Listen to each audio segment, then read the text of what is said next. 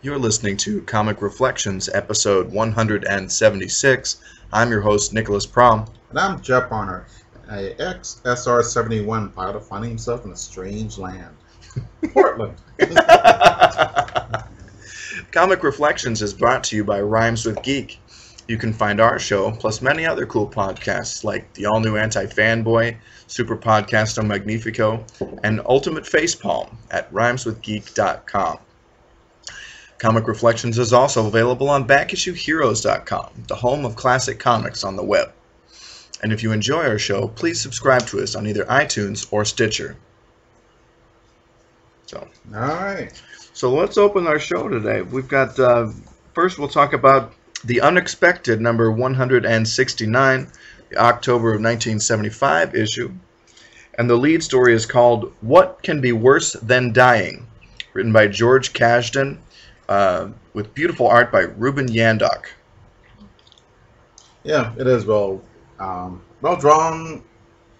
The stories are kind of it's okay, but yeah. Yeah, DC had a string of hits with these mystery titles, and I use that in quotes. And they're tame, code-approved versions of like EC comics. Right. They're all right. Yeah, beautifully drawn. Beautiful. Yeah. Okay. They work better as Twilight Zone type stories than as pure horror stories. Yeah. Oh, this is kind of gross too. So let's begin, shall we? An old explorer, I guess, or magnate or whatever, burns his own wells and blames it on this religious fanatic. And the religious fanatic comes out and shows him that his arms and leg, or one arm, one leg has been chopped off. And an eye removed. Oh, yeah. And that's, I don't know what country he's in, but that's how they roll in that judicial system in their country. So he says... It's Alabama. No. Yeah. So he curses the old guy, and then the old guy just says, he scoffs, like they always do, and then things sort of happen. Yeah, like interesting. I don't wonder why, like, his oil fields, like, they failed or something, or the business was going that crappy. was not explained. So yeah. He goes hunting, and his dog gets bit or something. Yeah, attacked by, like, an animal or something. And he loses his leg. Mm-hmm. Dun, dun, dun. And then he has this kid loses his arm, and then his son. Yeah, his son. Yikes. And now he's worried about his wife, so they go to a cabin, and they try to hide from it, but the guy keeps on following him, and like a ghost or whatever. Yeah. He tries to blow him up, it doesn't work. But he blows up himself, and now he has one eye, no legs, and one arm. But his wife was spared, and she stuck by him, which is cool. Yeah. But it sucks. I mean, Yeah, that's it's a bummer of a story. Yeah. Okay. So the first of a couple of backup stories here we have are How Ugly the Face of Death, also written by George Kasdan, with terrific art by Alfredo Alcala. Yeah, this was like, Twilight Zone, The Eye of the Beholder. Yeah, kind of. With Donna Douglas, who just died last month. Oh, did she? Oh, yeah. That's right. She was Ellie Mae from the Clamptons. So yeah. She was nice. The entire point of that show and this is that these ugly people... Oh, you don't know... They talk about this person being ugly, but actually he looks fine. So to us, but it's different for them. Right, it's subjective. I mean, I think The Eye of the Beholder had a lot of things to say about fascism and totalitarianism stuff. Remember, because they were in that weird society where, like, they had a charismatic, like, Hitler-like leader. I don't remember that at all. Oh man, that was a big part of it. Oh, huh? You haven't seen it in a long time, I guess not. Okay. So, 30 years ago, I guess. Shows you how old I am. Okay, and here... Super old. Yeah. Yeah. Decrepit. This guy runs to the woods, and he's captured by his buddies who are dressed up so they can't see what they look like. Right. And they're worrying that he's got this disease. Yeah. And, They're like in contamination suits. Right. And he looks horrible. Yeah. EC horrible. So. Yeah. So they fix him up. He looks handsome, and then, that's what he's not supposed to look like. So, and the doctors who worked on him, they removed their masks, and they were all like hideously disfigured by our standards of perception. Yeah, the unknown, unexpected horror.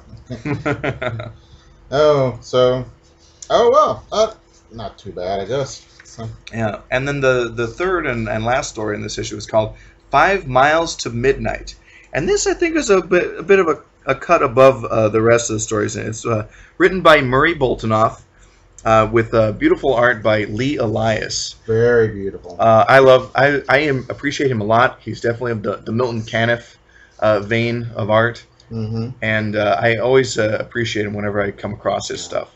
Everybody has an individual face. Yeah, and they're very different, and they all look pretty cool. I mean, some of them are goofy or ugly, but they seem real. But they're very distinct, and that's good.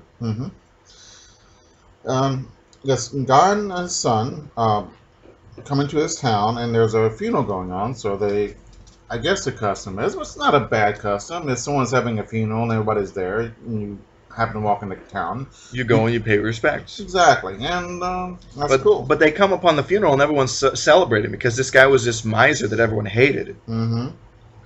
Yeah, and so the newcomers think that's beyond the pale. And then the miser gets up. It's all a trick to get people for him to know what people really think of him. Yeah, and he chooses, because he was wealthy, he chooses to bequeath his wealth upon death to these strangers because they were actually decent folks. And then is the old guy killed? Is that what? Yeah, he gets. There's a big fight. The townsman doesn't like the newcomers.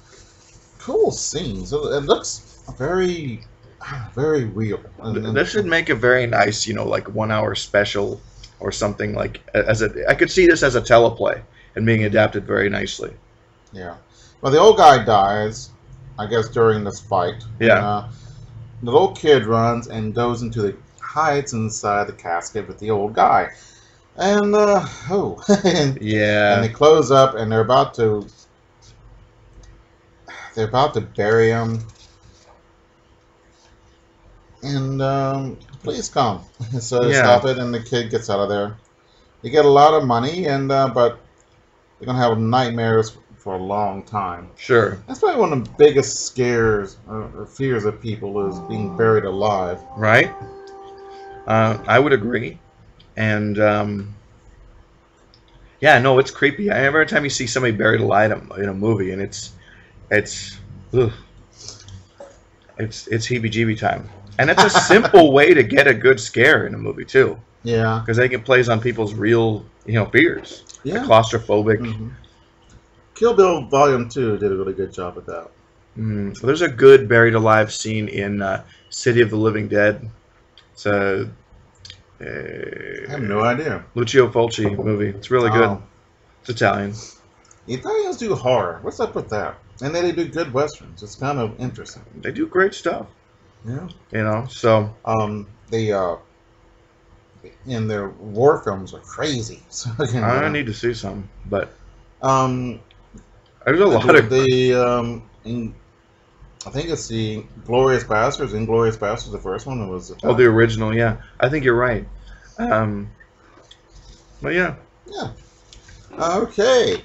All right. So we get to something I never read before. That's Warlord. And the Warlord was in the early '80s was actually one of DC's top-selling books, alongside the Teen Titans and the Legion of Superheroes. Interesting. Yeah, and it's a sword and sorcery type book with a bit of a twist. This is Cat Morgan. He was an Air Force pilot, and he's trapped in this world in the center of the earth, Skartaris, and it's all wizards and warriors in that place, and it's pretty cool. So we got a couple issues of that to talk about. Travis Morgan. This is actually a I think it's we're going to be reading about Pellucidar. We are, and this is a takeoff on the Pellucidar right. theme. Yeah, yeah, which is nothing wrong with that. no, So, I mean, I think Mike Grell created this character and this whole. I think it's a world. book. It's actually a book. What is? Literature. I think it's The Warlord? Yeah, I don't know. No. Okay, I was looking at Wiki, and Yeah. and they mentioned that, but I didn't get the impression it was a comic book. So Okay, but I'll have to look at that. but anyway, the series is definitely inspired by Edgar Rice Burroughs' Pellucidar stuff. At its core. Most everything is inspired by Edgar Rice Burroughs. Okay. So, But Mike Grell did his own thing with it. I want to talk about Mike Grell for a second. Obviously, his main claim to fame is, well, one of them is The Warlord, but he did great work on the Legion of Superheroes in the 70s, following Dave Cockrum. And in the 80s, he's pretty renowned for work on Green Arrow. So those are kind of his big properties that he's worked with. But it kind of looks like Green Arrow. Travis Morgan? Yeah, he kind of does, with that kind of goatee. But but let's talk about this issue. We'll talk about the Warlord number 9, and the story is called The Lair of the Snow Beast, and it was written and drawn by Mike Grell. Yeah.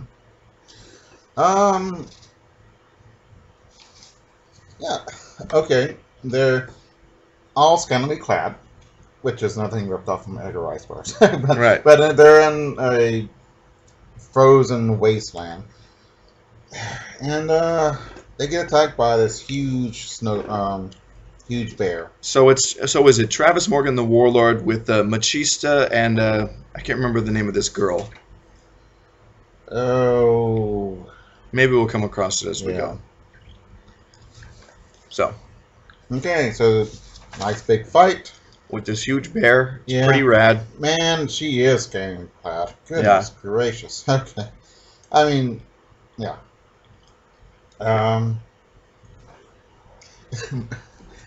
Morgan jumps on the back of the bear and shoots him in the head with the .44 Magnum. Yeah.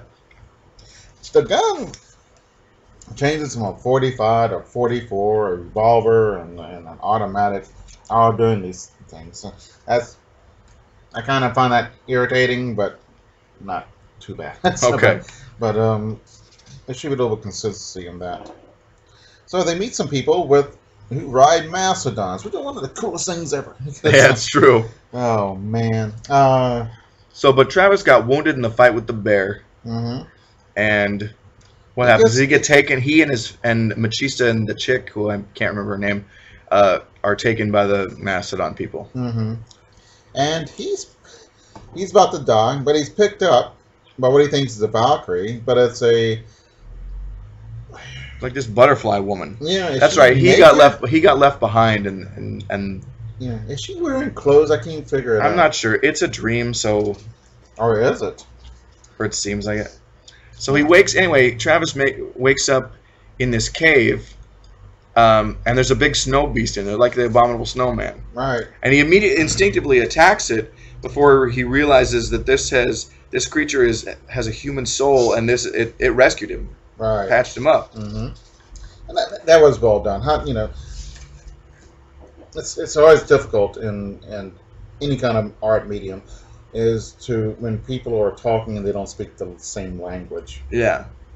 And so this is really masterful, I think, of Mike Grell to be able to convey those expressions, facial expressions, to get across meaning between these characters who can't speak to each other plainly. Yeah, it's well done. Yeah. Our hero monologues, but it's pretty cool, and it's yeah. So he leaves the snow beast because he has to go and rescue his friends from the mastodon people. Really well done. Yeah. Just beautiful stuff. So they're being captured by the mastodon people, and something bad's going to happen. So Morgan just jumps in and starts fighting like crazy. And then the abominable snowman, who they call the snow demon, comes in and he starts kicking butt. Yeah. And Machista kills him. By my mistake, thinking it's just a monster and it's like with the mask on people. Mm-hmm. But it turns out it was released from this curse, and it was really this beautiful butterfly woman trapped in that monster's body. Mm-hmm. Yeah, named Tania. So she studied black arts and became stuck in that awful snow beast thing. Yeah, but it's kind of pretty cool. Yeah. Not bad. This is my first one of the Warlord I've ever read, and I'm pretty pleased with it. It's not bad. I think the series ran like 150 plus episodes I or remember issues. seeing it advertised as, what's up with that? Yeah. But the concept of Warlord, Warlord to me is a guy in charge of a small army or a big army or something, but he's got 3 people. That's just that issue. They're off on a party searching for something. I've read a few more issues of the Warlord, and he does become the leader of a people and things, and so the name is apt. And he is fighting wars against their enemies and stuff. So, but let's move on to the Warlord number 11, and this story is called Flashback. It's a reprint from the first appearance of Travis Morgan in the Warlord, which was in the first issue special number 8. But there's a new framing sequence to kind of set it up. Yeah. Written and drawn again by Mike Grell, and this is cool. Yeah. They're fighting against the Triceratops, and that's pretty dang cool. They hide in a cave. Yeah. I think his bullet bounced off the Triceratops shield. Of course. Yeah. I think that's about everyone's top 5 dinosaurs. Oh, yeah. Yeah, I would tend to agree. I mean, just cool looking. And very well drawn here. Yeah. And let's see. So we get the backstory. Yeah. Origin story. He's flying SR-71 and the commies shoot him down. Yeah. Boo. So somehow he finds himself inside the Earth. Yeah. This is all happening in the Earth's core. So, yeah. Impossible, but hey. So. It's interesting, you know. So yeah, he somehow finds himself after being shot down into this world in the interior of the Earth, and he meets Tara fighting, looks like a Deinonychus or a Velociraptor or something. Oh, you got it right, Deinonychus. Yeah, which I had never heard of before. Really? Yeah. I think it might be one of those names where they changed to the Velociraptor, like a Brontosaurus became a Patasaurus. I think that might be it. Yeah, it looks like a small Tyrannosaurus Rex, which still means it's big and mean. Yeah. So it's about human sized. 7 feet tall, 8 feet tall. Sure. Yeah.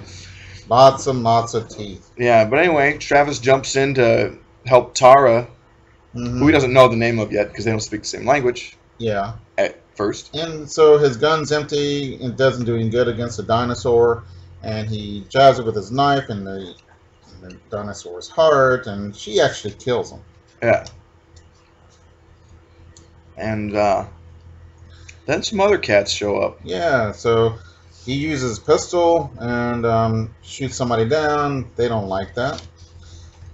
Cool picture of Power Girl. That's, how sad. Yeah, advertising her appearance in Showcase number 97. Yeah, she's Vava Boomy here. Oh, yeah. Don't like her hair, but oh well. So. And here's Firestorm. Yeah. Very, very nice Kirby-esque rendition by Al Milgrom in this house ad. Yeah. Firestorm's a cool character, and that's talking about the debut of his series that he was getting. So. Yeah. So let's see what's going on. They go back to I guess they're walled city, and of course there's an evil magician there who doesn't like Deimos. Yeah. That kind of. He proves to be the arch enemy of the Warlord, Travis Morgan, throughout the series. Well, yeah, that's good. You got to have a good villain. He's. I'm not sure if he's. I just didn't like him. I don't know. He's not a. He's not one of the great villains. He's no Kingpin or something like that. But he's bad enough. But yeah, I mean, I haven't read enough of this series to get a real feel for him as a character, Mm-hmm. but it's okay. Yeah. He'll do. Yeah. Well, okay. So Travis gets. He has, I guess, are slave girls, and they clean him up, and he's happy about that, and he gets some new duds. I don't think I wouldn't wear that, but Yeah. hey. So let's see. He learns their grows a- language so that he can speak to Tara and the people. Yeah, and he grows a beard, and he makes the warlord beard. And, Yeah, it looks like Green Arrow's beard with the goatee. Only this guy, he has like platinum hair, yeah, so it's fine. he goes to sleep, and then he wakes up, and he's got white hair. It's kind of weird. He had white hair earlier. Did he? Yeah. Yeah, I guess he did. All right. Like, not as dramatic though, but he has a long beard. He didn't have before, did he? No. No. Hmm. So All anyway. right. So they explain the thing about the Earth's core, and that's very similar to Pellucidor. Mm-hmm. Lucidor, excuse me. And so he gets attacked, and this is very Burr-esque as well. And people sneaking into their bedroom and trying to attack, and he's fighting, and pretty good battle. Yeah. Tara like slits some guy's throat with a sword. Yeah, that's pretty neat. Yeah. Good fights, well drawn, pretty good story. Yeah. Like. And it's a good kind of introduction to that world and that setting. Mm-hmm. So I wish we had like a pile of those books really to talk about. Actually, me too. Yeah, yeah. This is flawed the way we do this sometimes. We don't really get a feel for them. Well, right. I mean, especially something with like that's thematically or conceptually complex, like the Warlord. Mhm. An issue or two isn't really giving us a whole lot to talk about. Mhm. But I mean, it's a series I'm definitely going to seek out and read more of. Mm-hmm. I have a handful of issues at home that I've read, and they're pretty cool. So, Yeah. but it's definitely one I think it's like a series you need to read from start to finish because there's definitely like a saga and Yeah. like Mhm. and developments that go on. So, Yeah. A lot of the stuff we read, you can figure it out in 5 issues if it's a good issue. yeah. And sometimes we get bad ones. Yeah. Okay, but all right, I'll have to check out the Warlord some more. Yeah. All right, So, here comes the King. Yes. The next book we've got to talk about is Weird Mystery Tales #1. Can I see that for a sec? Sure. I forgot to look in my notes. What it's the July and August issue of 1972, and it's another one of DC's mystery titles. And the lead story is called Horoscope Phenomenon or Witch Queen of Ancient Sumeria. Written and drawn by Jack Kirby, inked by Mike Royer. There's a kind of a horror host type character that we see on the splash panel called Destiny, Mhm. and that is actually drawn by Bernie Wrightson. I was kind of astonished that it's interesting when they switch when you have an issue and there's 2 distinct artists, and Yeah. and it's kind of interesting. I didn't notice it was Jack Kirby until I looked. Oh, Right. yeah. And this story was weird. I didn't really understand what was going on, but the Kirby's art is fantastic. Oh God, yeah. Oh, okay. All right. These people are getting these dreams and they have astrological figures, Uh-huh. and it tells them how to solve this problem. Like there's a Yeah. guy with a gun shooting up people, and they figure out how to get solve the problem because they gives them a phone. Because the first one, they figure who was it? It was like a fish. So it's Pisces. Right. And it shows the dreamer a phone. So the guy calls the policeman calls the bad guy on the phone, and he's talking on the phone, and then they get him. The bad guys, or the police rush in, like raid the bad guy's place while he's on the phone. Mm-hmm. Yeah. Yeah.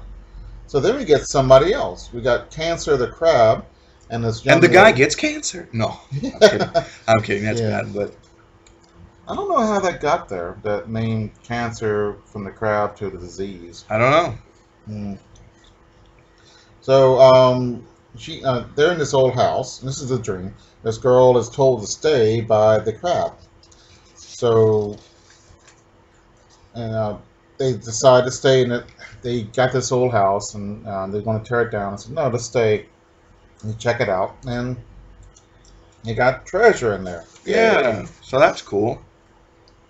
And let's see, the next one. What is this? I read this and I was so confused the whole time. Yeah. So I'm not much help. It's a very good looking gal with flowers in her hair. It's a hippie.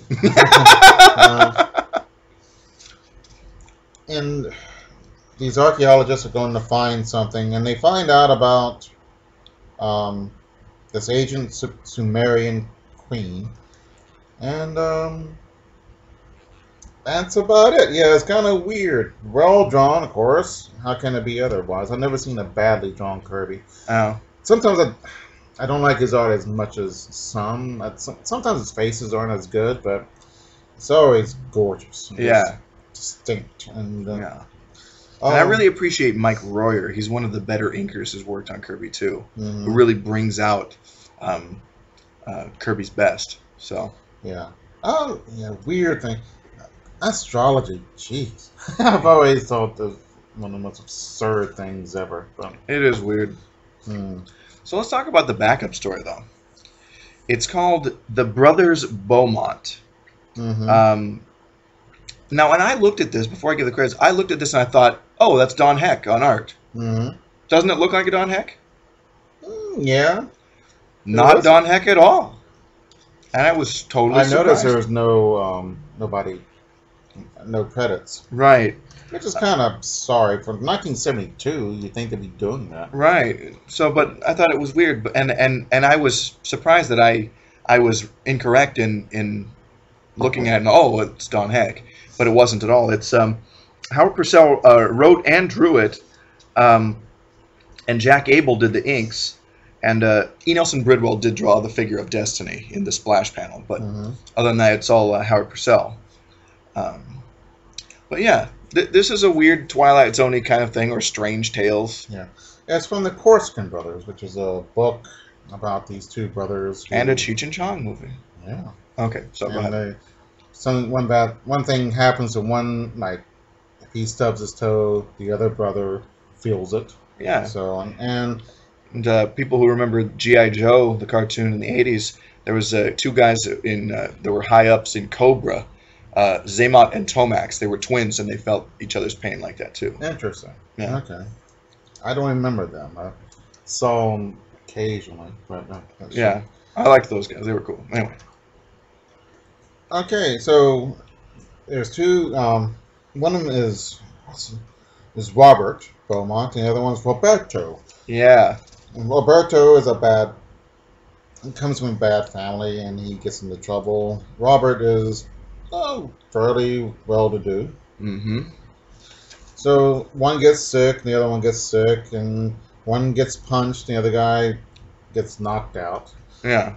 This goes on, and one of them is doing well there. He's going to college as a football star. The other one is going to crime. So one time they go to war, and they both do okay in the war. So, yeah. Which is fine. So one of them, all right, Roberto robs a bank and just runs into Robert, and they see each other and they figure out what the devil happened. Yeah, because they've been having this weird, unexplained stuff going on their whole lives. Mm-hmm. Like, why do I broke my leg, but I didn't do anything. Yeah. Weird stuff like that. Yeah. Um. And so Roberto is going to get the chair. Right. Or is it Robert? No, Roberto. Yeah. So he's already committed a crime, so they decide to be friends, but it's too late. He's going to be electrocuted, and Roberto is going to be electrocuted. Yeah. So he's worried about his brother because... Quote unquote brother. Yeah. But yeah. He's going to die when he gets killed. But what should have said they were born the same night at the same time, you know, weird stuff like that. But anyway. So, he's electrocuted. And the Robert's house, he's feeling bad. He's in the bed, and the doctor's looking at him. And his house is hit by electricity, and he lives. But a little bit of Roberto is in him. Yeah, like he becomes like a card player, like Roberto had been and stuff. Yeah, and Robert did not play cards at all. So, yeah. Yeah, not bad, not bad. Yeah, it was kind of interesting. Yeah. Anthologies. They're hard to do on this show. It's actually, I'm trying to remember if I really loved an anthology story, and I don't think I ever have. I said, wow, this is great.